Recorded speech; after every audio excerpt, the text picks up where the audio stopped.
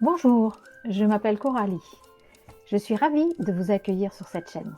Aujourd'hui, plus que jamais, on parle de sens dans nos vies. Aussi, je vous propose de découvrir des interviews de professionnels passionnés de toute la francophonie qui mettent au quotidien du sens dans leur vie et peut-être vous donner des pistes pour mettre plus de sens dans la vôtre. Si vous appréciez cette chaîne, merci de vous abonner et de liker en dessous. Bonne journée et à très bientôt. Alors, bonjour, je suis contente de vous retrouver aujourd'hui pour accueillir Danielle Couture, que je suis ravie d'interviewer aujourd'hui, que j'ai rencontré il y a quelque temps et avec qui j'ai passé un délicieux moment. Donc, j'espère que je vais pouvoir vous faire partager ça aujourd'hui avec nous. Donc, bonjour Danielle. Bonjour Coralie, ça me fait tellement plaisir d'être avec toi aujourd'hui. J'ai hâte de partager, évidemment. Eh ben moi, j'ai hâte de t'écouter, donc tout va bien. Donc déjà, écoute, je souhaite qu'aujourd'hui, tu nous parles un peu de toi, de ton activité et qu'est-ce que tu fais qui puisse nous intéresser.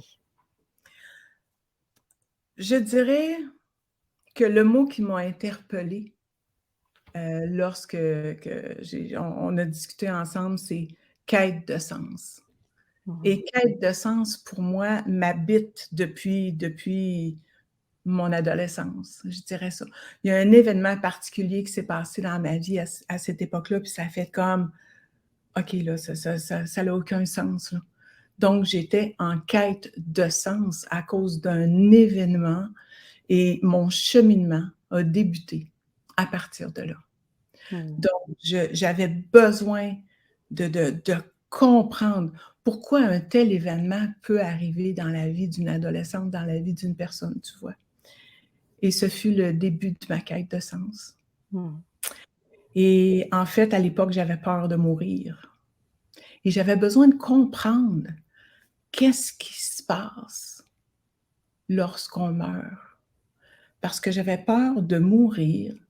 Ce que je vais dire là n'a aucun sens, là. Mais dans ma tête d'adolescente, ça n'avait, tu sais. J'avais peur de mourir, de peur qu'une personne puisse me faire encore du mal, une personne qui était décédée. C'est fou, hein?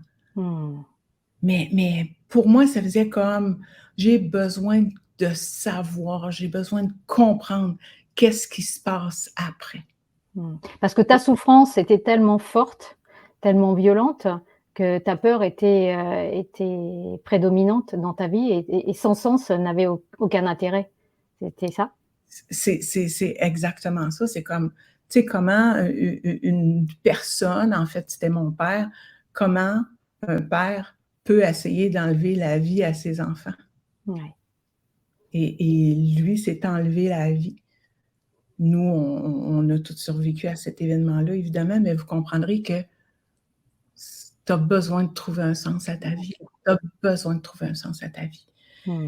Et cet événement-là, en fait, a été le déclencheur pour moi. Et aujourd'hui, croyez-le ou non, je remercie cet événement-là d'être arrivé dans ma vie. C'est beau. Merci.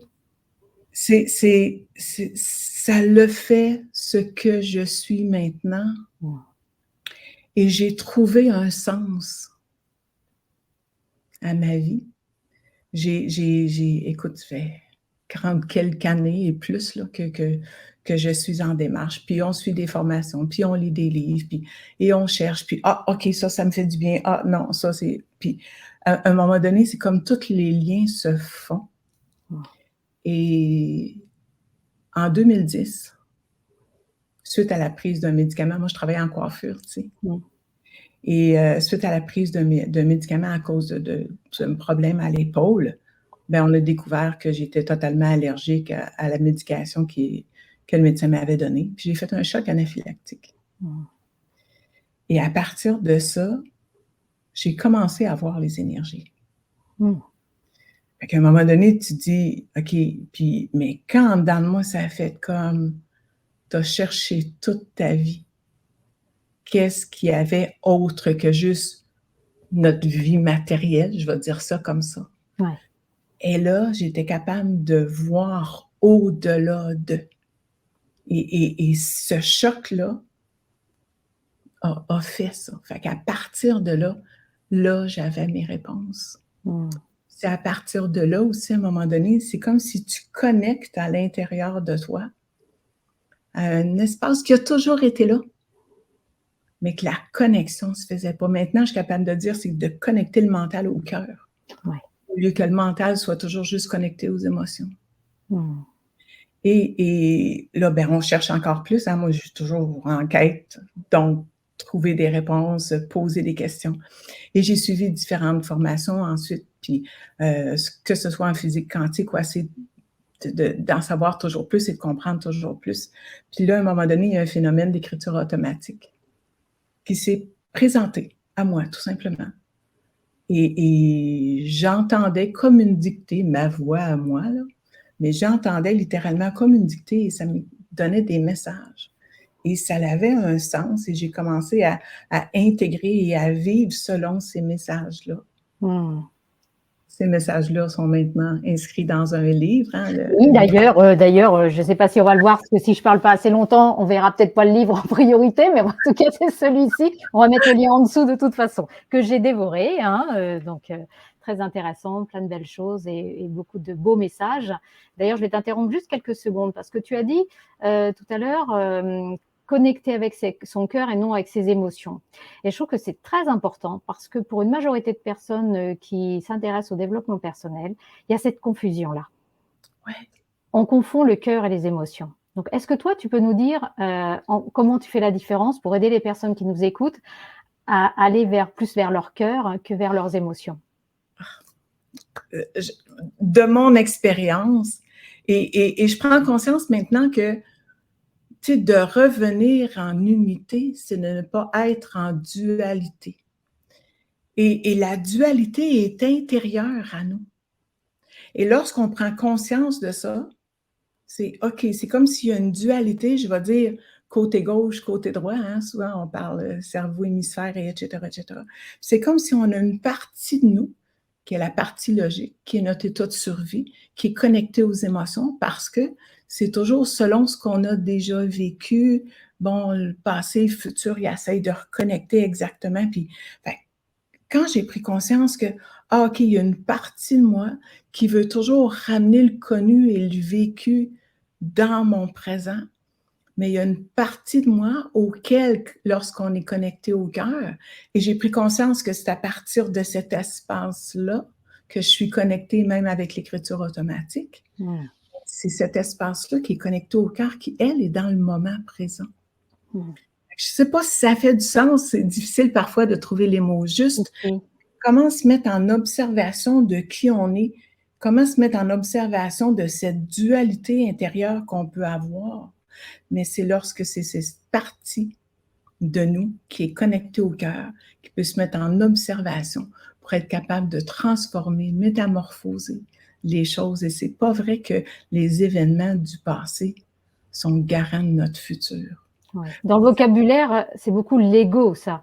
Les événements du passé ou du futur, d'ailleurs, qui nous empêchent d'être dans notre moment présent, qui serait dans le cœur. Et c'est ce que moi, je peux comprendre de ce que tu nous conseilles, quoi. D'être le plus possible dans son moment présent pour être dans notre unité, quoi. Exactement. Pour revenir en unité, c'est d'être sans dualité intérieure. Mmh. Et pour ne pas avoir de dualité intérieure, mais là, ça prend un temps d'arrêt. Ça prend une pause. Ça prend un état d'observation. Et l'état d'observation, dans le brouhaha de la vie, puis dans le mental encombré, c'est presque impossible d'aller connecter. Donc, c'est de prendre le temps, se poser les bonnes questions. Moi, la façon que j'enseigne maintenant aussi, c'est toujours, je décortique le corps mental et comment il fonctionne, le corps émotionnel, comment il fonctionne, le corps physique, comment il fonctionne, et le corps énergétique et comment il fonctionne. C'est comme si lorsqu'on est capable de vraiment comprendre comment chacun des corps fonctionne individuellement, bien là, on est mieux capable de les relier ensemble. Et c'est lorsque tous nos corps sont alignés que là, on peut vraiment être en état d'observation et être dans l'unité et connecté au cœur. Mmh.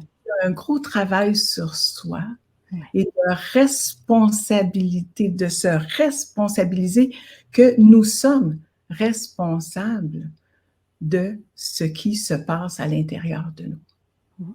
Si je reviens à l'événement, je ne suis pas responsable de l'événement, mais je suis responsable de mon rétablissement. Je suis responsable de l'état émotionnel que j'associe à l'événement qui s'est passé. Et c'est à partir de là qu'il peut y avoir une libération. Mais ça peut prendre du temps, hein? Ça peut prendre du temps. Le temps de gestation, mais oui, ça peut prendre du temps parce que l'événement que je vous parle, j'avais l'âge de 17 ans. Lorsque j'ai eu ce choc anaphylactique qui m'a aidé même à, je vais dire, un saut quantique, hein, ou à voir les choses là, de façon, une perspective totalement différente, j'en avais 52. J'en ai 64 maintenant. Alors, oui, c'est pas du jour au lendemain. Mais par contre, avec l'expérience que j'ai maintenant, je suis capable de guider les gens beaucoup plus rapidement. Fait que ça fait comme ça a fonctionné, ça a fonctionné, ça a fonctionné. On fait tel lien, tel lien, tel lien ensemble et tout finit par faire du sens au lieu de passer des années et des années et des années justement à faire un cheminement qui a été extraordinaire. Mais ça l'amène aussi à... Puis je pense qu'aujourd'hui, on est dans une ère comme ça, hein, les gens veulent toujours que tout aille plus vite. Mais chaque chose va prendre son temps. Mais notre responsabilité à nous, là, c'est d'être en cohérence intérieure. C'est d'être capable de comprendre comment moi je fonctionne, mon corps mental, le corps émotionnel, comme je disais tantôt, les symptômes dans le corps physique. Avant d'être dans le visible, c'est toujours dans l'invisible. Qu'est-ce qui s'est passé avec mes émotions? Comment sont mes pensées? Comment je peux transformer mes pensées? Tout ça est relié, évidemment. Tout ça est relié. Bien sûr. Ça finit par faire un sens. Enfin, moi, j'ai trouvé du sens à tout ça, finalement. C'était ce qui était le plus important, hein, a priori. C'était ce qui est le plus important et j'ajouterais même que par la suite, et c'est l'épilogue du livre, et j'ai commencé à écrire le livre, ça fait 10 ans, là. Pourquoi il n'a pas été publié avant? Je dirais que c'est parce que je n'avais pas tout intégré encore. Et l'épilogue, c'est écrit, je dirais, là, 6 mois ou à peu près. Et là, ça fait comme, OK, ça, c'est la conclusion. La boucle est bouclée. Lorsque j'ai commencé cette quête de sens-là, était à cause d'un événement qui s'était passé dans ma vie. Et là, finalement, un autre événement qui s'est passé en regard avec mon fils m'a fait comprendre l'effet générationnel. Et à partir du pardon, ma croyance aussi est que toutes nos cellules sont toujours reliées. Hein? Fait que nos cellules sont reliées encore à les générations d'avant autant qu'avec les générations futures. Et lorsque le diagnostic de mon fils a été révélé, en fait, qu'il y avait une leucémie agressive, là, je me suis dit, OK, mais comment moi je peux faire?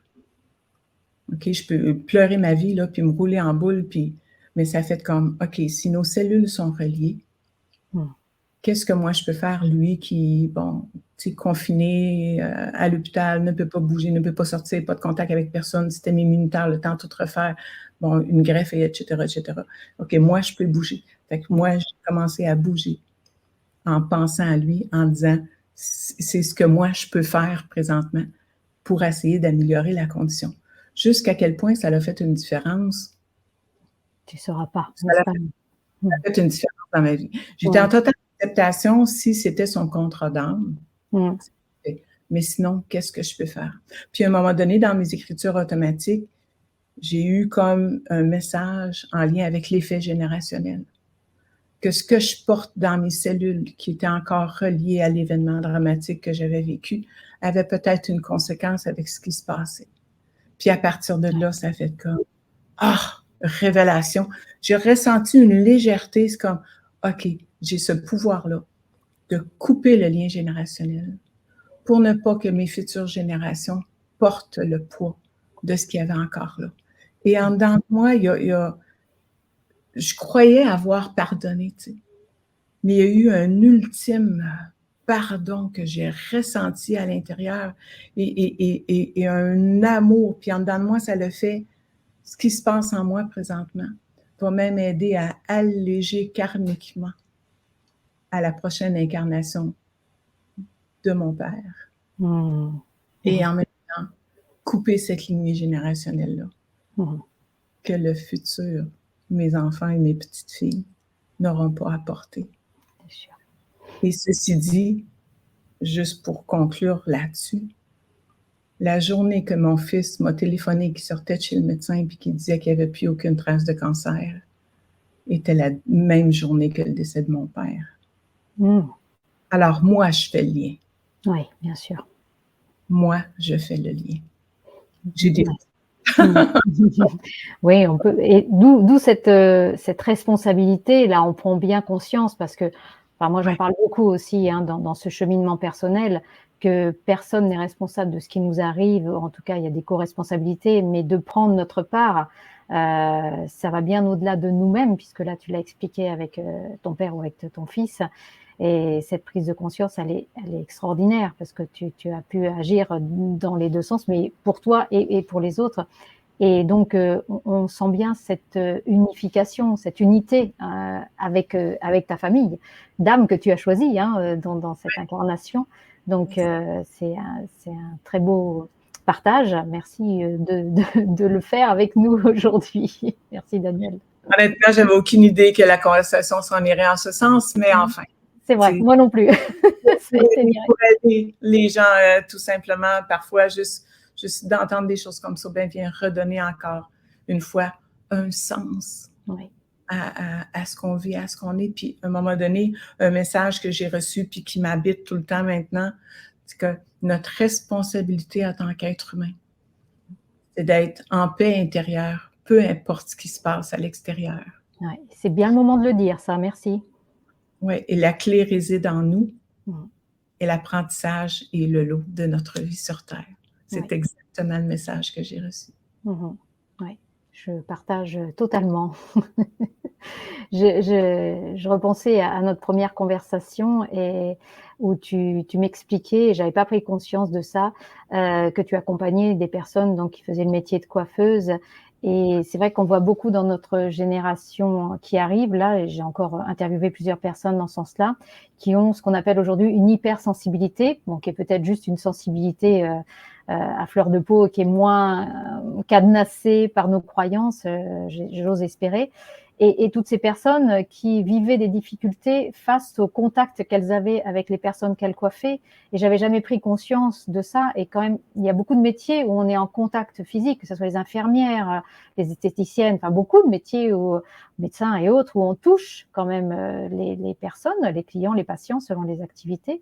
Et où il y a une influence, et toi, tu aides donc ces personnes-là à reprendre leurs responsabilités, justement, et à agir, parce qu'on peut dire, c'est pas de ma faute si elle est agressive avec moi, et donc toi, tu m'as expliqué que, voilà, c'était pas aussi simple que ça, et c'était pas nécessairement la faute de l'autre.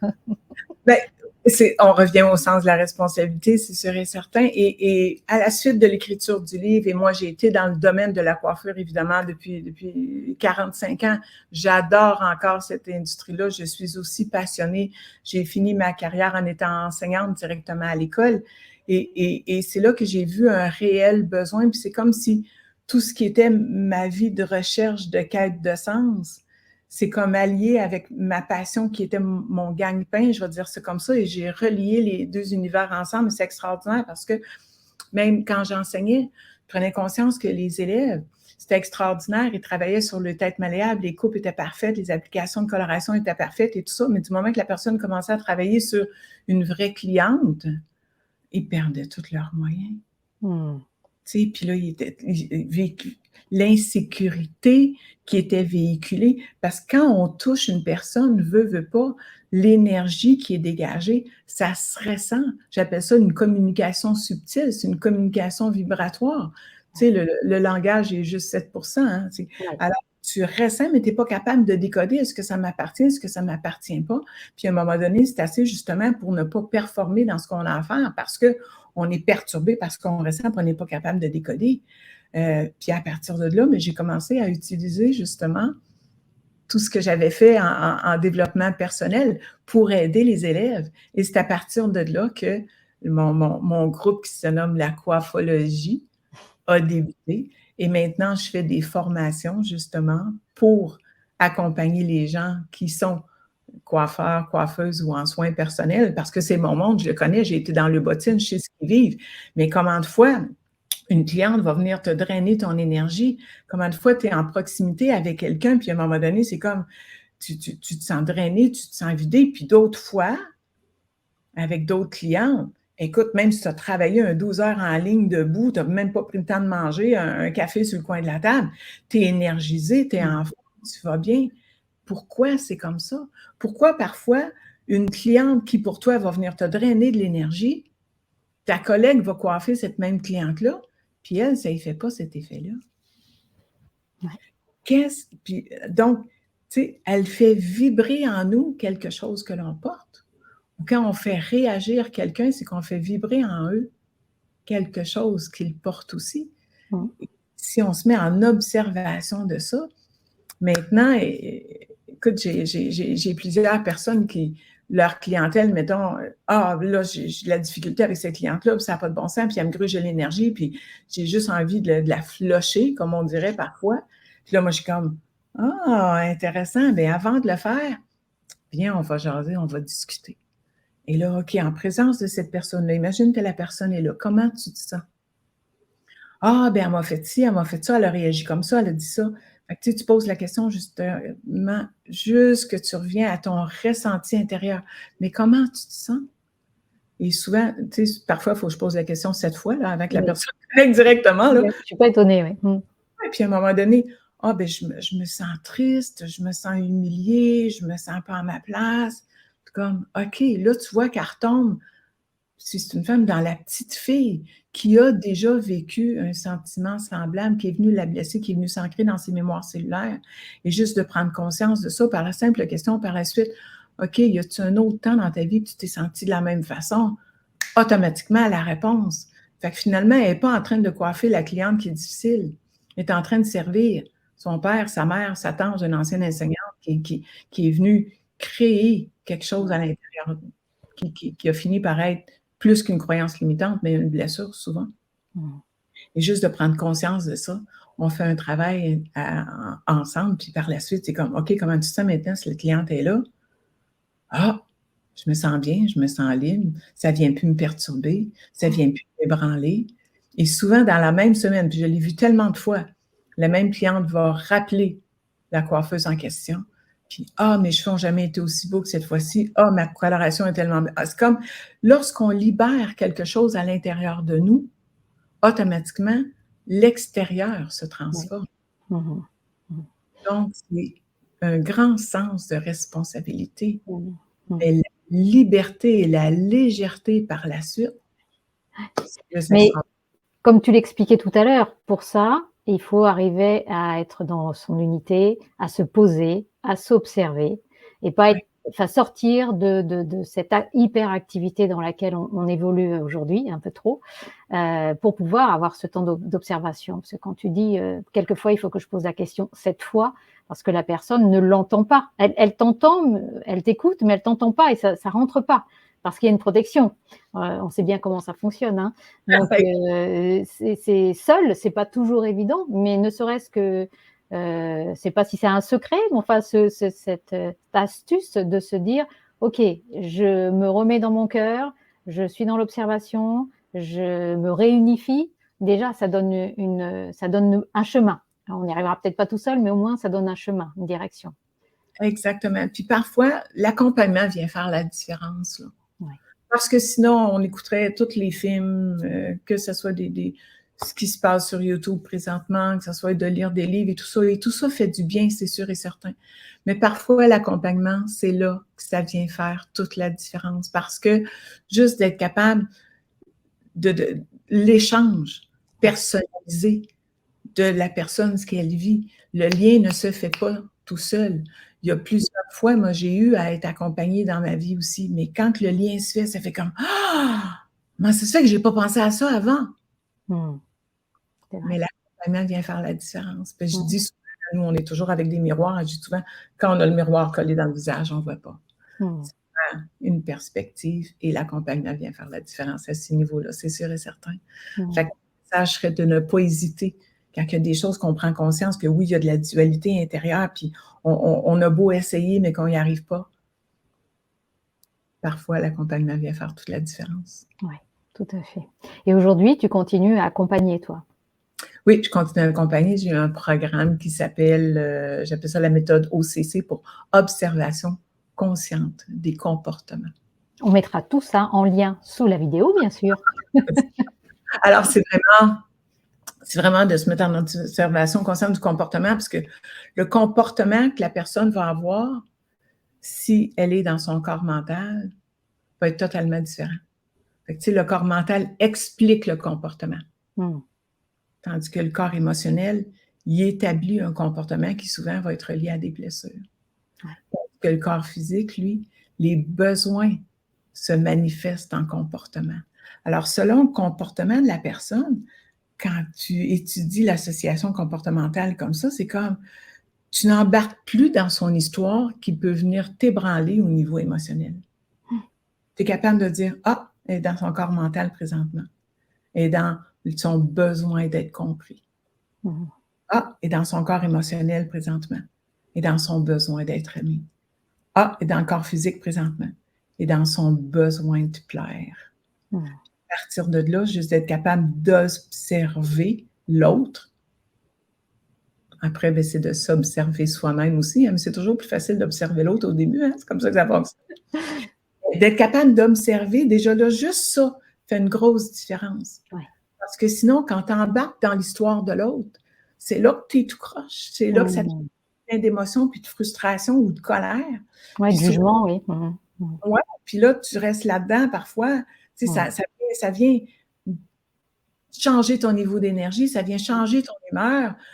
Tu passes le restant de ta journée à être perturbé. Tu arrives chez vous, les enfants vont te déranger, le mari va subir ta mauvaise journée. Mais tout ça, lorsque tu n'embarques pas dans l'histoire de l'autre, tu restes posé. À ce moment-là, ben, tu es beaucoup plus solide, tu as une posture solide et c'est ça qui fait toute la différence. D'être capable d'être en paix intérieure, peu importe ce qui se passe à l'extérieur. Ben, c'est ça. C'est revenir à soi. Et c'est comme la vie est un terrain de jeu. Hein. J'ai souvent, c'est comme une pièce de théâtre. C'est des acteurs et des actrices dans nos pièces de théâtre.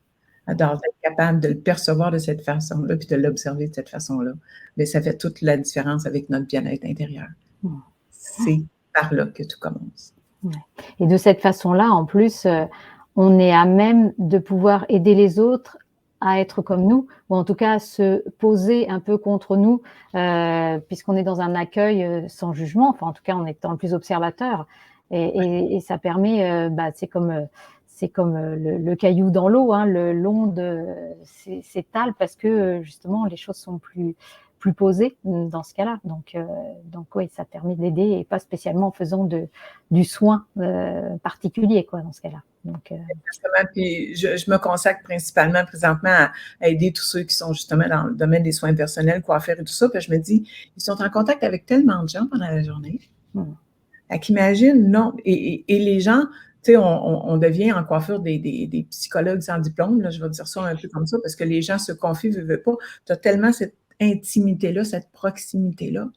Alors, de devenir, je les appelle des coiffologues, de devenir coiffologue, c'est qu'en même temps, tu es capable non seulement de transformer l'extérieur et la beauté extérieure de la personne, l'apparence, mais aussi de venir rehausser la beauté intérieure de la personne. Et juste par des techniques simples que je démontre dans la formation, évidemment, bien, les gens, par la suite, vont retourner chez eux, vont se sentir bien, fait que ça va faire son effet, comme tu dis, d'onde de choc, effet boule de neige en même temps, à plusieurs.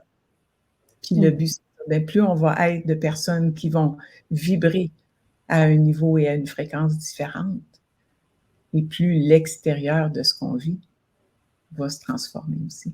Bien sûr. La dualité commence par l'intérieur de soi. Même si j'essaierais de tout transformer ce qui se passe à l'extérieur de moi, je peux pas. Mais si je transforme ce qui se passe à l'intérieur de moi et que moi, je deviens en unité, l'extérieur va se transformer aussi. C'est vraiment comme ça que ça fonctionne. Oui, tout à fait. Merci beaucoup pour ce partage très riche et que j'accueille avec beaucoup de plaisir. Alors, est-ce que toi, tu continues à te faire coacher aujourd'hui? C'est une excellente question et la réponse est oui. Je continue à me faire coacher, je continue à me faire accompagner parce que parfois, lorsqu'on vit des choses émotionnellement, c'est comme si automatiquement, tu sais, je dis toujours, il y a 2 états possibles, l'état de conscience et l'état de survie. Et lorsqu'on vit quelque chose et que le mental est connecté aux émotions, on est automatiquement dans l'état de survie. Et dans l'état de survie, c'est pas toujours facile pour nous d'être capable de revenir et de connecter au cœur. Et la même chose lorsqu'on est capable de prendre le miroir et l'éloigner pour accompagner quelqu'un. Mais quand on vit quelque chose émotionnellement aussi, d'être accompagné va nous aider justement à voir les choses différentes. On va rester beaucoup moins longtemps dans des frustrations, des choses comme ça, mais évidemment, on est humain et c'est normal.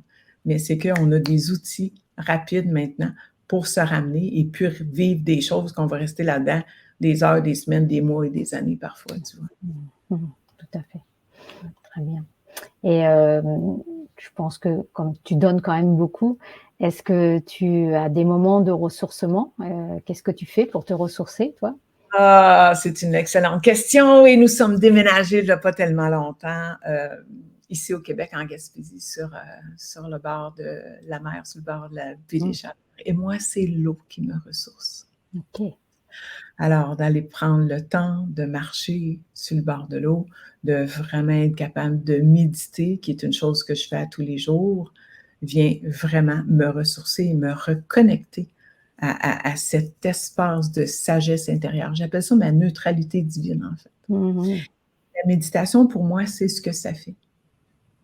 C'est que ça me ramène connectée à cette fréquence qui est moins fréquence active du cerveau, hein, qu'on appelle bêta, mais vraiment me connecter à cette zone alpha, ma neutralité divine, la zone avec laquelle on est capable de connecter avec justement ce côté droit de notre hémisphère qui est le champ des possibilités illimitées, je vais dire ça comme ça. De se ressourcer, de prendre le temps de se reconnecter avec soi-même, c'est ce qui vient faire toute la différence. Fait que moi, c'est ce que je fais, oui. D'accord. Merci. On n'a pas tous la chance d'habiter à côté de la mer, mais on a tous un petit coin où on peut se ressourcer, que ce soit dans la nature, en tout cas en plein air, c'est quand même l'idéal, quoi. Ça, en général, ça fait du bien. Exactement. Et juste, même si on n'a pas la chance d'être sur le bord de la mer de façon régulière, un souvenir à l'intérieur de nous, lorsqu'on a été vraiment connecté et qu'on était bien, qu'on était en paix, juste de ramener ce souvenir-là à l'intérieur de nous et de ressentir ce bien-être à l'intérieur de nous et de le faire grandir, même pour qu'il vienne envahir notre corps au complet et même au-delà de la frontière de la peau, va venir souvent faire exactement le même effet. Parce que le cerveau ne fait pas la différence entre la fiction et la réalité. Je le faisais en même temps que tu le disais et j'ai fait un profond soupir. Exactement. Nous avons un tel pouvoir et on n'en est pas conscient. Mais juste ce pouvoir-là, juste d'imaginer comment on veut se sentir, comment on se sent. La question « comment je me sens », c'est une question que je me pose peut-être, je me posais peut-être 150 fois par jour avant, là, parce que tout part du ressenti. Tout état d'être part du ressenti. Comment je me sens, comment me ramener, comment être en unité, comment être en lien. Est-ce que mes pensées sont en cohérence avec ce que je ressens? Est-ce que mes actions, donc le corps physique est en cohérence avec mes pensées et comment je me sens? Fait, comment je me sens et est-ce que je suis en cohérence? Au début, on doit se poser cette question-là très, très, très, très, très souvent. Puis à un moment donné, mais ça devient une habitude. À force de répéter, la répétition, répétition, répétition, hein, c'est le secret. Fait que ça devient une habitude et un état d'être. Et on est capable de reconnecter, peu importe ce qui se passe à l'extérieur, facilement à cet état d'être par la suite. Une question que je pose régulièrement, c'est est-ce que tu souhaites un jour enseigner la méthode Daniel Couture? C'est un peu ce que je fais, Oui, honnêtement. Je donc, l'appelle méthode OCC, mais c'est oui, la méthode Daniel Couture, parce que c'est vraiment tout ce qui a fonctionné pour moi, mmh, qui a fait un sens, que j'ai mis justement en programme, en enseignement, en formation. Et ça part vraiment à le corps mental, les pensées, comment être capable d'observer les pensées, comment même des exercices. Moi, j'ai été entraînée par une chamane, comment diminuer le nombre de pensées par minute que nous avons, et ça fonctionne vraiment, et tout part de là. Et après ça, ben, tu sais, les émotions connectées. Fait que mon programme, la formation est vraiment établie en ce sens. tu en parles, hein, dans le livre, hein? J'en parle dans le livre. Oui. Il y a beaucoup de techniques à Mmh. l'intérieur du livre que j'ai ajoutées, justement. Oui. Mais fait que la réponse est oui. C'est vraiment ce que je fais maintenant. C'est de D'accord. partager ce que moi a fait un sens Mmh. et qui a fait que j'ai été capable de connecter avec cet état de paix-là intérieur. Mmh. C'est ce que D'accord. je partage maintenant avec les gens, ouais, en les accompagnant dans ce processus. Merci pour eux et pour nous. Comme là, il nous reste 10 minutes, j'aimerais savoir si tu as des conseils à nous donner concernant ton organisation personnelle ou professionnelle qui puisse aider, des personnes? Tu peux-tu me spécifier un petit peu plus le sens de ta question? Pas sûre que Alors, je comprends exactement. puisque tu es une femme quand même active qui prend soin d'elle, Ouais. tu es peut-être en couple, tu as une famille, tu as des loisirs, est-ce que tu as une façon de t'organiser de façon à ce que l'activité ne prenne pas le dessus sur, tes loisirs? Comment tu fais pour que tout ça, tourne facilement, qu'il y ait pas de frustration? Coralie, je dirais que ça devient un mode de vie. C'est comme si là, nous sommes ensemble, je suis totalement dans mon moment présent. Mmh mh. Fait que pour moi, la clé maintenant, c'est quand je suis en famille, je suis en famille. Alors oui, j'ai un conjoint, et cetera, et cetera.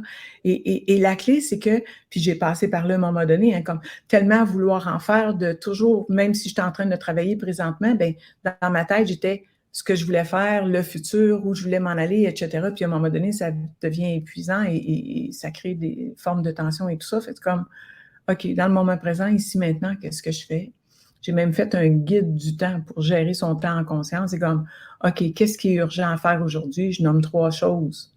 Ça, c'est urgent à faire aujourd'hui. Maintenant, qu'est-ce qui est important? 3 choses importantes. Et dans les choses importantes, pour moi, c'est toujours de prendre soin de moi, Mmh. de prendre ma marche et quoi que ce soit, de l'entrer dans mon agenda aussi en même temps. Puis à partir de là, si c'est pas urgent, si c'est pas important, ben ça pourra être demain ou un autre temps. Mais à ce moment-là, c'est comme de ramener l'importance et l'urgence à ce que je suis en train de faire.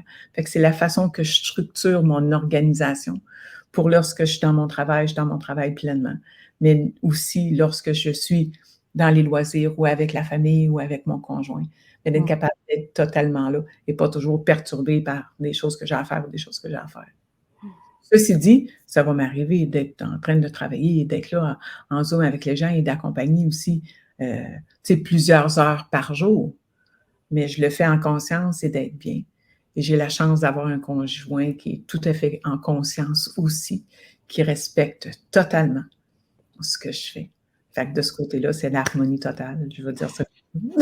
Est-ce que ça répond à ta question? Oui, oui, complètement. C'est bien parce que tu enseignes des choses que tu mets en place dans ta vie puisque tu t'es attiré le conjoint qui te convient a priori parfaitement, donc bravo. Magique pour ça. Je peux la partager si vous voulez.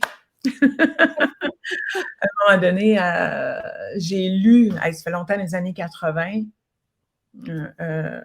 puis à partir de là, la puissance du subconscient, je pense, des choses comme ça dans un livre. Puis je travaillais en salon de coiffure à l'époque, puis tu sais, à un moment donné, en salon de coiffure, tu as des temps qui sont un petit peu plus morts. Puis là, après la lecture de ce livre-là, je me disais, OK, on attire à soi. Tu sais, la loi de l'attraction, c'est toujours dans un sens, hein? Fait qu'on attire à soi. Fait que là, j'avais fait ma phrase, j'attire à moi la clientèle qui désire ce que j'ai à lui offrir. Alors, lorsque je regardais mon agenda, si l'idée venait comme « Ah, j'ai pas beaucoup de clientes, ce que je vais faire cette semaine, tout de suite, je changeais. Déjà dans les années 80, tu vois. J'attire à moi la clientèle qui désire ce que j'ai à lui offrir. Alors, parce que l'énergie change, veux pas, lorsqu'on pense de cette façon-là, au lieu d'être comme « Ah, ça n'a pas de bon sens, j'ai pas beaucoup de clients, puis comment je vais faire pour arriver, puis comment je vais faire pour payer mes factures, etc. » Tu vois? Fait que juste de le nommer comme ça, on est capable de voir l'énergie qui est totalement différente. Alors, j'attire à moi la clientèle qui désire ce que j'ai à lui offrir. Le téléphone se mettait à sonner. Fait qu'à un moment donné, je me suis dit « OK, je vais faire ça pour un conjoint. » Après une séparation, quand même assez dramatique, je dis « OK, je vais faire ça pour un conjoint. » Puis là, la personne qui m'accompagnait à ce moment-là, j'ai dit, je vais juste répéter ma phrase. J'attire à moi la personne idéale qui désire ce que j'ai à offrir. Fait qu'elle me dit, non, non, non, non, non. La personne qui désire ce que tu as à offrir, là, tu peux te faire arriver à peu près n'importe qui, n'est-ce pas? C'est pas tout à fait la phrase à dire. Fait que là, elle a dit, si tu changeais ta phrase pour j'attire à moi la personne idéale que je mérite. Ah! J'ai été 3 mois sur pause. Ah oui. Qu'est-ce que je mérite, moi? Qu'est-ce que je mérite, moi? Et ça fut le début de je me suis mis à écrire. Puis là, quand j'avais envie de sortir, tu sais, cinquantaine, t'es comme: «Ah, ben, peut-être que je trouverai plus jamais quelqu'un dans ma vie». Tu sais, on passe tous dans cette affaire d'idées-là, à un moment donné, hein. Puis là, du moment que je venais pour sortir, puis si en moi, il y avait l'idée de: «Ah, peut-être que je vais rencontrer quelqu'un», je sortais pas. Là, je me disais: «Qu'est-ce que je mérite, moi?» Et là, j'écrivais ce que je méritais. Ouais. Jusqu'à temps qu'à un moment donné, je conduis une moto, on faisait de la moto à l'époque avec des amis de filles et tout ça. Jusqu'à un moment donné, ça fasse comme, elle m'appelle, elle dit: «Est-ce que tu veux venir rider aujourd'hui?» etc. C'est comme, ah ouais, là, ça me faisait en moi pour le plaisir de faire. Et non avec, tu sais, avec cette petite idée-là en arrière de peut-être que tout d'un coup que. Donc, j'avais vraiment établi qu'est-ce que je mérite, moi, jusqu'à temps que je sois capable de me combler moi-même avec ce que je méritais, sans attendre que ça De vienne de l'extérieur. l'extérieur. Mmh. Et à ce moment-là, magie, j'ai fait arriver à moi la personne idéale que je mérite. Waouh! Ensemble depuis et c'est extraordinaire.